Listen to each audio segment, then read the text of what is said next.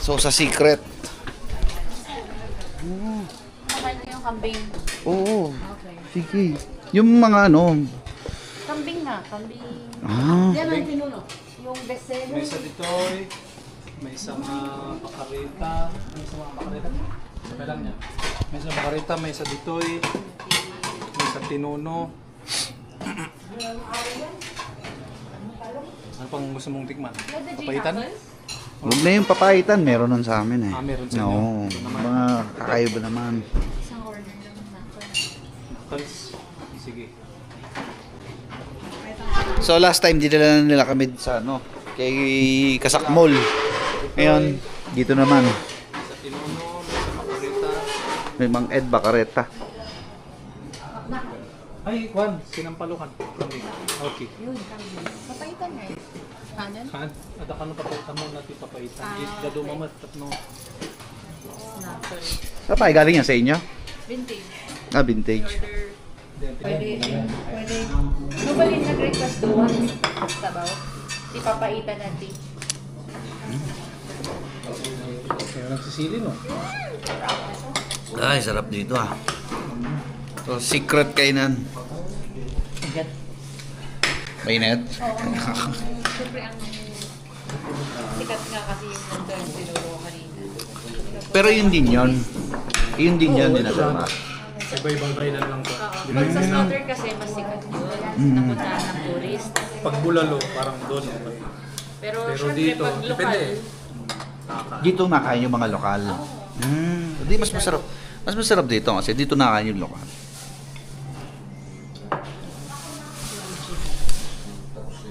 Ito, sinampalukang kambing. Tapos ito, knuckles. Pero pinakuluan lang to, parang bulalo style lang. Bulalo style. hindi man di-order yung mga serving spoon. Dab ako na itong dalawang to eh. So,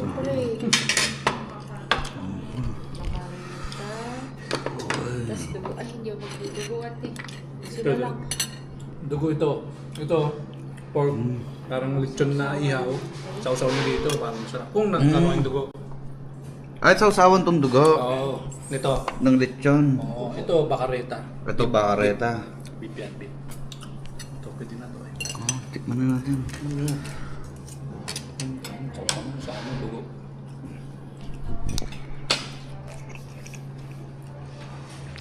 Bah, No. tulungan pa ng dinuguan.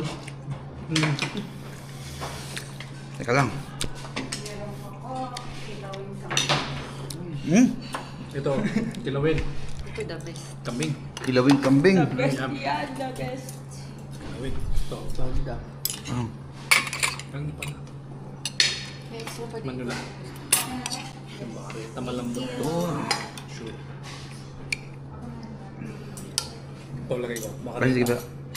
Ah, tikman lahat ko. Wala mo kahit dalawa oh. Oh, yan. Diba? Oo. Okay. So, kilawin.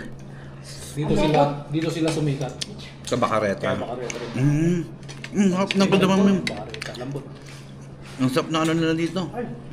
Kilawin. Ines.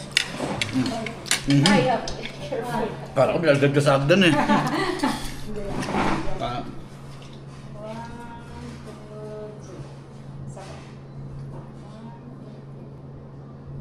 Okay. you.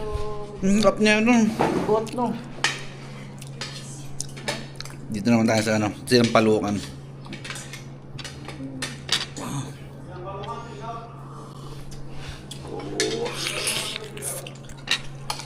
Ang tawag Ines? Sinampalukan. Sinampalukan kambing. Oh, Ito. lahat. Mamurin. Kumakain ka ba? Ng ano? Kambing na... Apa, kilawin. Parang lambot lahat no. Ang sarap kumain dito ah. So, kaysa magpunta kayo kung saan-saan, try nyo guys dito, no? So, i-waste nyo lang naman, o i-google map nyo lang yung ano, Slaughterhouse Basketball Court. Andun na lahat. Fresh lahat.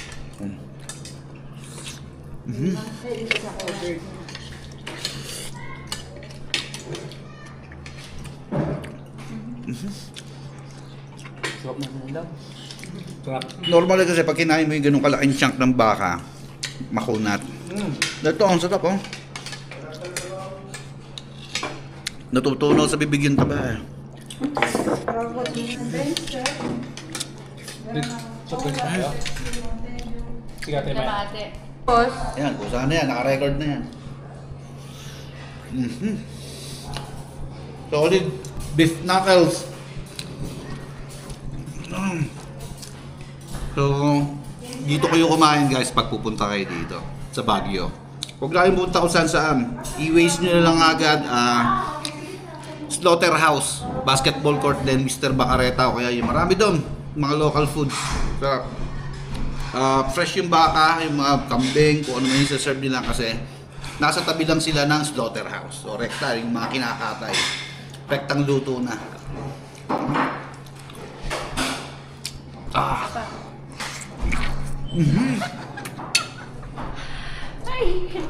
Nakakatawa videographer ba? Grabe, durog. So, itong pwesto na to is secret, no, for the locals. Then may branch sila sa harap, dun sa basketball court. Chef James dito punta. Ah. Dito pupunta pag gusto niya ng gusto. Si Chef James? James.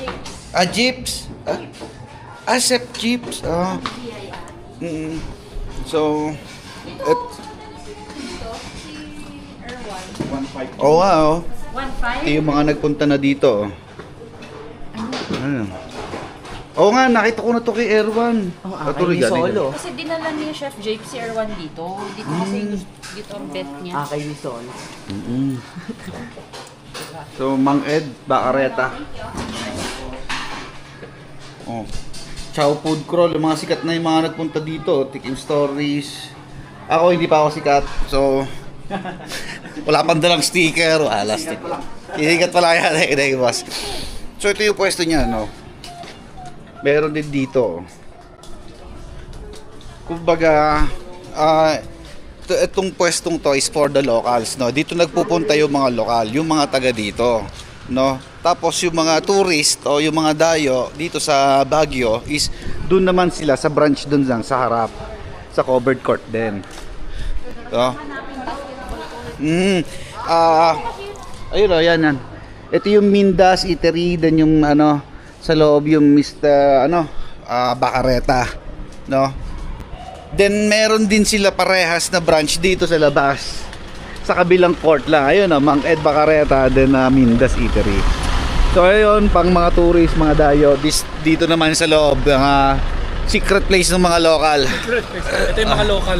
Ito yung mga Tsura ng mga blooded. ito. Ganito pala. Oh. Ay, kita. Solid, ang sarap ng pagkain nila dito. Grabe. Sobo. Salamat. Kay Arvin at Manang Charmaine, Beshiwap sa pag-akit ulit. Pag-akit ulit. Marami pa dyan. Marami pa. Oh, yan. Itong dalawa lagi ko kasama sa mga pagkain eh. Walang hilig kumain itong dalawa eh. Bisita ka sa vintage. Na ano mo? Ayun, so sa susunod kong punta, doon naman napunta sa resto nila sa Vintage. Hindi na nakapunta, wala nang time dahil ano pa ng putik sa bahay. Sa Santa Rosa. Ay, Pinaka. bitin na naman ang bakasyon. Dapat bukas pa talaga kami uuwi. Bali. So, pauwi na sila ng La Trinidad. Babalik na sila doon sa resto nila sa Vintage. Then kami, Uwi na din. balik na rin kami ng bahay sa Maiswelyo. So, sa Terry Court.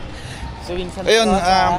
pag umakit ako dito sa Baguio, yung dalawang yun ang lagi kong kasamang kumain, no? Kung saan nila ako dinadala, no? Siyempre, sila kasi yung nakakaalam ng mga masarap na kainan dito, alam niyo na, yung hindi ko mga titikman sa baba, no? O yung iba yung pagkakaluto dito sa taas, siyempre, sila yung nakakaalam kasi nga, sila nga ay lokal. Oh.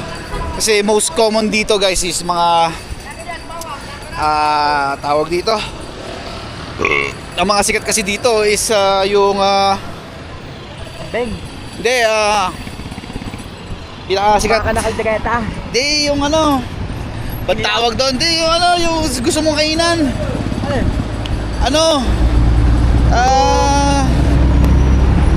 basta yung nasa taon yung sikat.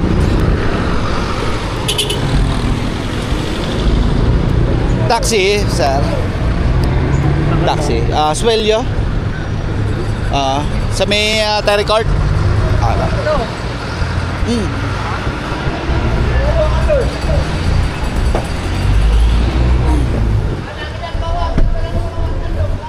Ano bang kainan yan? Bilyo sa kailan. Pa? Ang sama lang sa sili. Doon lang pa sa may Terry Court lang. Paano ba doon? Turo lang namin pagbaba doon sa Swelyo. Unang kanto lang sa kaliwa, pagbaba ng Swelyo po. Smoke. Hindi, yung gusto mong kainan. The Good Taste yun, guys. Pinakasikat kasi dito sa Baguio pagdating sa mga turista is The Good Taste, no? Matik yun, The Good Taste. Hindi ko naman maikakaila na masarap talaga doon at mura. Pero syempre, kung ang target nyo naman yung makatikim ng mga local foods, no, tulad nung kinain namin kanina, ayun na. Ayun ang mga tatargetin yung puntahan, no? So ilagay nyo lang dyan, i-Waze nyo lang o i-Google Map nyo lang. Kung may dala kayo sariling sasakyan, isa Slaughterhouse Basketball Court, nandun na lahat yon. No, mamimili lang kayo ng kakainan, Mindas o Mr. Bacareta. Pero syempre parang mas may re-recommend ko yung Mr. Bacareta kasi sarap. Tsaka yun yung pinaka-paborito nilang kainan doon. And then ayun na nga, kung sasakay naman kayo ng taxi papunta dito sa papunta doon, babanggitin nyo lang sa taxi driver na Slaughterhouse Basketball Court. Alam na nila yon. So yun, solid yung kain namin doon. Dami. Busog na busog ako. Hindi ko na masyado pinakita ko paano ko kinain, pero masarap. Yung papaitan nila masarap. Iba yung pagkapait dito, no? Iba yung banat ng pagkapait nila, pero masarap. Masarap yung bulalo. Pero syempre mga highlight doon ng pagkain nila, no, is yung sinampalukan na kambing, kinilaw na kambing. Then yung pinakamasarap nila doon is yung bakareta nila talaga. Sobrang lambot nung karne, and then sobrang sarap nung sarsa niya, no? Kung duda naman kayo sa sinasabi ko, pwede nyo naman panoorin yung vlog nila Erwan, no? Tsaka nila